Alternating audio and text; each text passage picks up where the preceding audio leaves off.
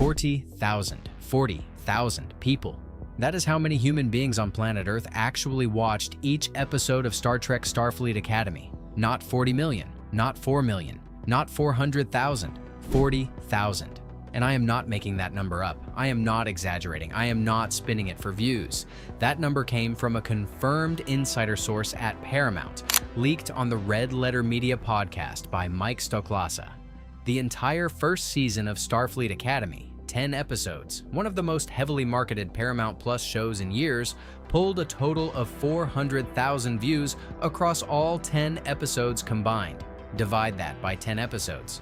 40,000 per episode. That is the real number. That is the number Paramount has been hiding from the public for 3 months.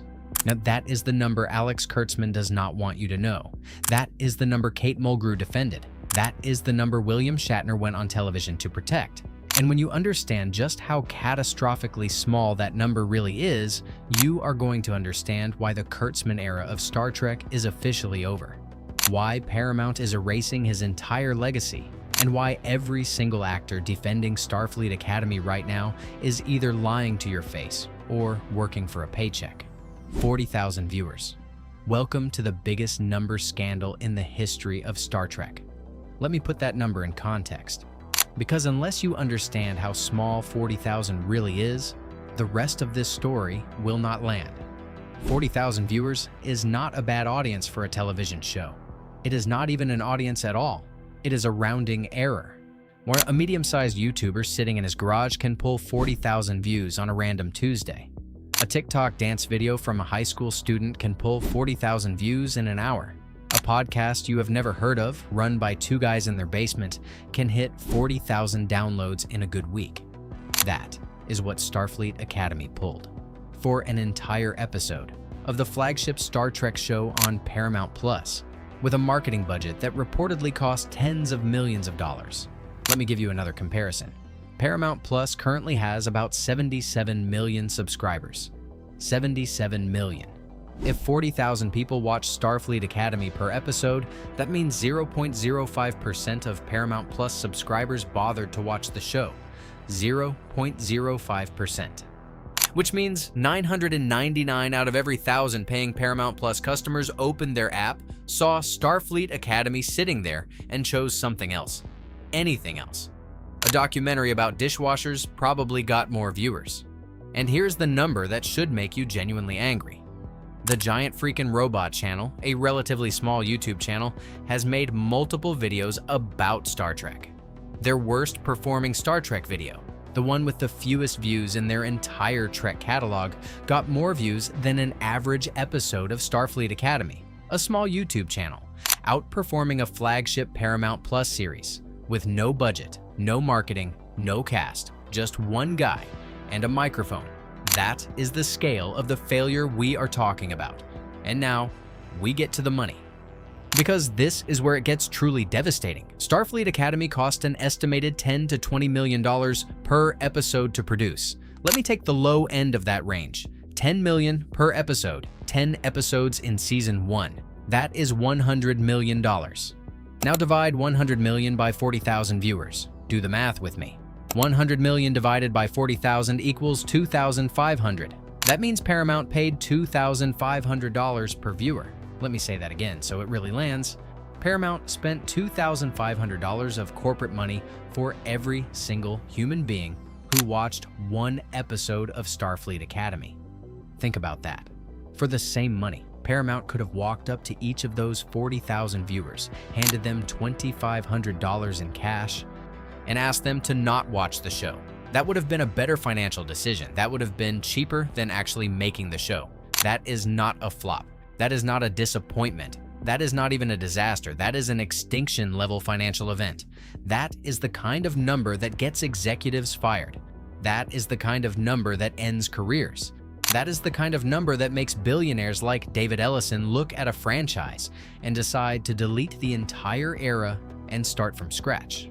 And that is exactly what is happening. The Kurtzman era is dying because of this number. Everything else is noise. 40,000 viewers, $2,500 per person, $100 million incinerated. The bill is due and the bill is catastrophic. Now let me really hurt you. Because if you thought 40,000 was painful, wait until you hear what Star Trek used to pull. Star Trek. The Next Generation, at its peak in the 90s, averaged around 15 million viewers per episode. 15 million. That is 375 times the audience of Starfleet Academy. 375 times. Let me give you a visual for that. Imagine a football stadium filled with Next Generation fans. 75,000 seats. Patrick Stewart walks out on the field and waves.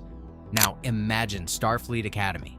To get the same audience, you would need to fit all 40,000 Starfleet Academy viewers into about half of that stadium. The other half would be empty. That is what modern Star Trek looks like compared to what it used to be. Voyager, Kate Mulgrew's show. The same Kate Mulgrew who just dismissed a Star Trek fan publicly, pulled around 4 to 8 million viewers per episode at its peak. That is 100 to 200 times the audience of Starfleet Academy.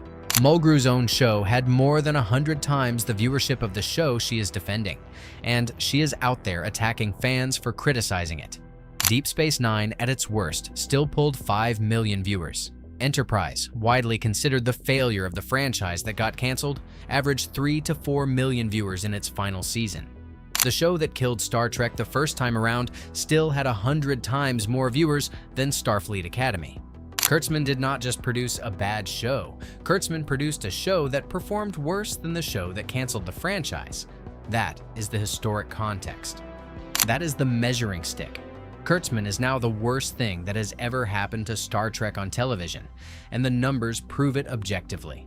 You cannot argue with math. And now, here is the bombshell. The part of this story that nobody is talking about yet. Because if 40,000 people actually watched Starfleet Academy, then where is all the online support coming from? Think about it for a second. On social media, on X, on Reddit, on YouTube comments, there is a loud chorus of voices defending Starfleet Academy, defending Holly Hunter, attacking critics, calling fans bigots, writing think pieces about how the show is misunderstood. There is a change.org petition to save the show that has over 10,000 signatures. That sounds impressive, right? Until you do the math. If only 40,000 people watch the show per episode, that means 10,000 petition signatures represents 1 out of every 4 viewers.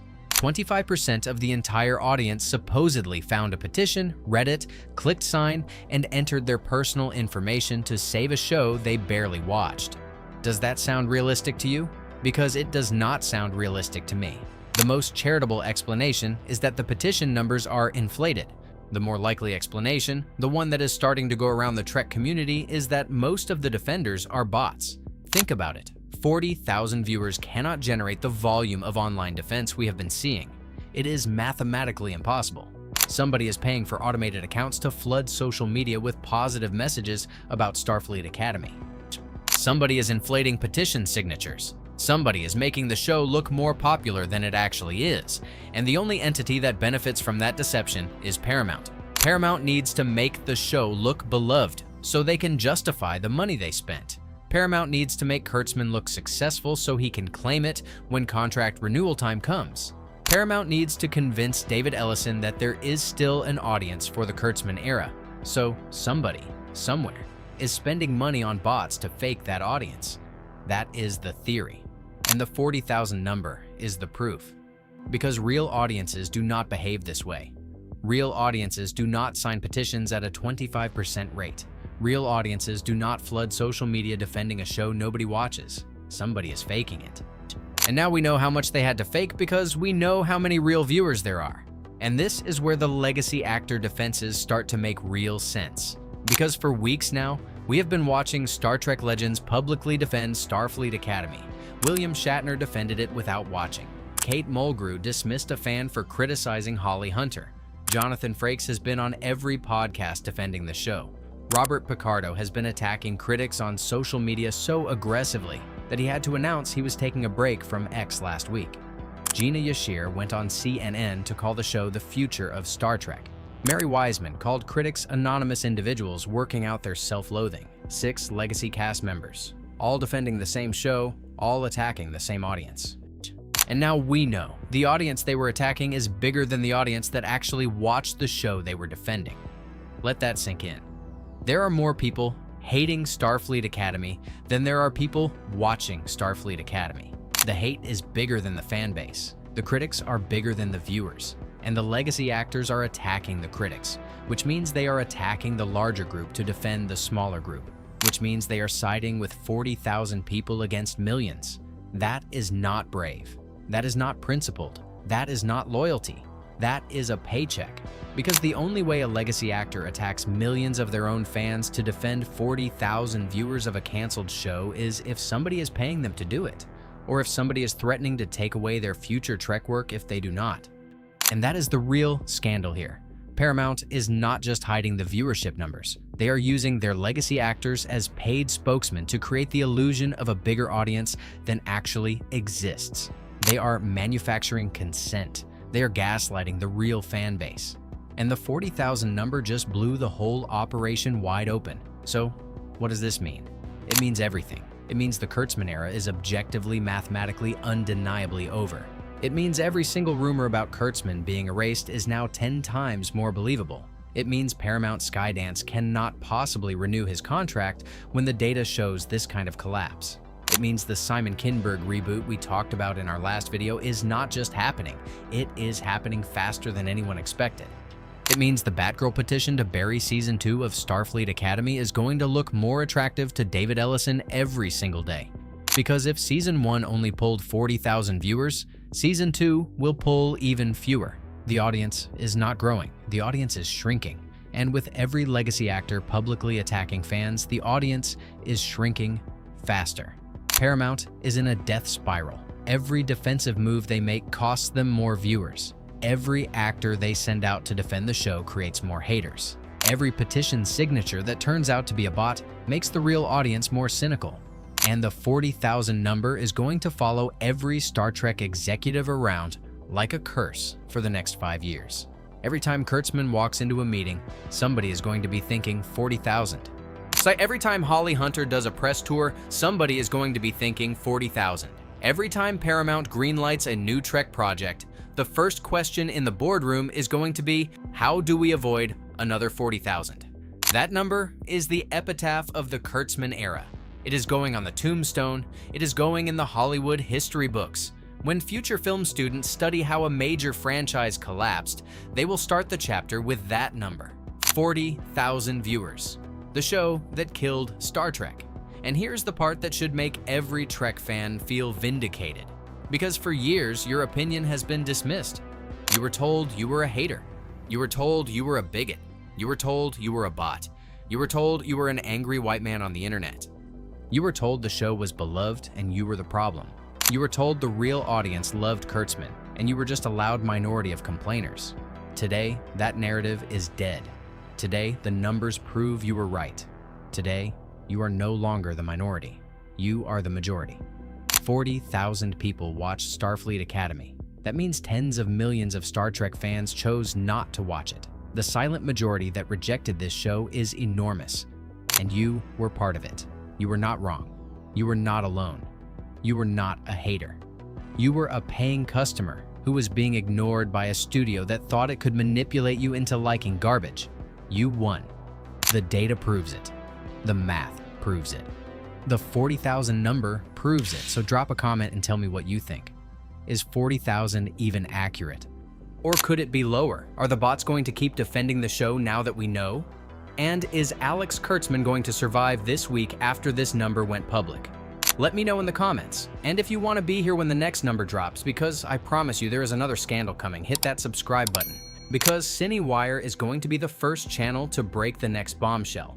40,000 viewers, $2,500 per viewer, $100 million wasted. The truth is finally out, and it is going to bury everyone who tried to hide it.